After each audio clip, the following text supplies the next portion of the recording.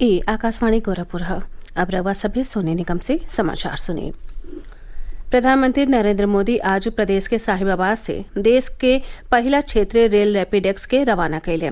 वहां के देश का पहला क्षेत्रीय रैपिड ट्रांजिट सिस्टम RRTS के प्राथमिकता खंडों का उद्घाटन कैले।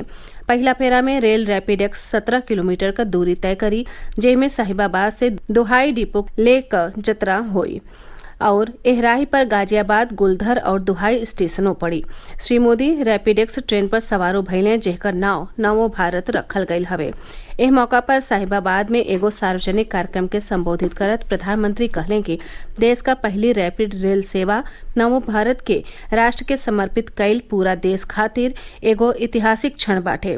वहां के कहले कि नमो भारत रेल नया जतरा और नया भारत के नया संकल्प के परिभाषित कर रहल हवे। प्रधानमंत्री कहले कि नमो भारत रेल भारत के उज्जवल भविष्य का झलकी हवे। एह रेलगाड़ियन में आधुनिकता, तेज गति और आश्चर्यजनक रफ्तार हुए। श्री मोदी कहले कि एह ट्रेन में ड्राइवर से लेके बाकी सज्जो कर्मचारी महिला हैं। प्रधानमंत्री कहले कि एह दशक के आखिर ले अमृत भारत, वंदे भारत और नमो भारत का त्रिवेणी भारतीय रेलवे के आधुनिक प्रणाली का प्रतिनिधित्व करी। एह मौका पर मुख्यमंत्री योगी आदित्यनाथ कहले कि वंदे भारत ट्रेन देश के नया भारत का झलक दिखावले हवे और आज देश के सबसे बेसी जनसंख्या वाले प्रदेश में हम बुनियादी ढांचा का नया रूप देख रहल हैं। वहां के कहने की ई डबल इंजन के सरकारे का कोशिश हो कि प्रदेश के 5 गो शहरन में मेट्रो सेवा शुरू कैल गई और जल्दिए ई आगरू में शुरू कैल जाई। लखनऊ के स्वर्गीय अटल बिहारी वाजपेयी इकाना स्टेडियम के लगे करीब 23 करोड़ रुपया के लागत से नौसेना के शौर्य संग्रहालय का स्थापना हुई। मुख्यमंत्री योगी आदित्यनाथ बिहने एकर उद्घाटन करी हैं। ये जानकारी पर्यटन और संस्कृति मंत्री जयवीर सिंह दिहले। वहां के बतौनी कि इस संग्रहालय के स्थापना से पर्यटन के संख्या में बढ़ोतरी के साथ ही रोजगार का नया मौका बढ़ी। संग्रहालय में नौसेना से रिटायर युद्धपोत INS गोमती और ओसे जुड़ल उपकरण और सामानन के दिखावल जाये।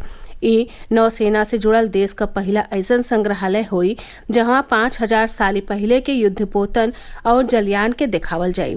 एहमे नौसेना से जुड़ल औरियो उपकरण भी रखल जाये। प्रदेश के 27,000 से ज्यादा उर्वरक के दुकानिन के प्रधानमंत्री किसान समृद्धि केंद्र में बदलल जाये। बाराबंकी में प्रधानमंत्री किसान समृद्धि केंद्र का निरीक्षण कैले के बाद इफ्को का मुख्य प्रबंधक कृषि डॉक्टर GP तिवारी ई जानकारी दिहले। वहां के बाराबंकी के प्रगतिशील किसानन और खरीदारन से बतियवली। वहां के बतौनी कि एह केंद्रन पर लिक्विड यूरिया मिल रहल हो, जेसे खेती का खर्चा घटल हवे। अब 1 बोरी यूरिया के जगह पर 1 बोतल यूरिया से किसानन का काम चल रहा हवे। प्रदेश में इस समय 32,474 प्रधानमंत्री किसान समृद्धि केंद्र सक्रिय हवे। ये केंद्र किसानन के उचित दाम और सुविधाजनक तरीका से खेती का सामान उपलब्ध करा रहा हवे, जैसे उनके आमदनियों में बढ़ोतरी हो रहा हो। बदायूं जिला के उझानी नगर मोहल्ला में खाना बनावत समय आग लगले से 2 गो लइकन और उनके पिता के लेके 3 जने का जरी के मौत हो गई। सूचना मिलने पर पुलिस मृतकन के शव के पोस्टमार्टम बदे भेज दिले हवे। घटना उस समय भइल जब खाना बनावत समय अचक्के में गैस सिलेंडर में आग लाग गई। मरे वालन में 45 साल का पिता और ओकर 10 साली का और 5 साली का लइका शामिल हवे। आदर्श नगर पालिका परिषद बलरामपुर में मेरी माटी मेरा देश अभियान के तहत वहां के अध्यक्ष के अगुवाई में अच्छत और माटी इकट्ठा कई के कलश समारोह के दौरान जिलाधिकारी के भेंट कैल गई। आज पवित्र नवरात्र के 6वां दिन ने माँ दुर्गा के कात्यायनी स्वरूप का पूजा अर्चना कैल जा रहा हो। मान्यता हवे कि कात्यायनी ऋषि के पुत्री के रूप में माँ दुर्गा अवतार लिहले रहलीन, जेकरे नाते उनका नाव कात्यायनी पड़ल।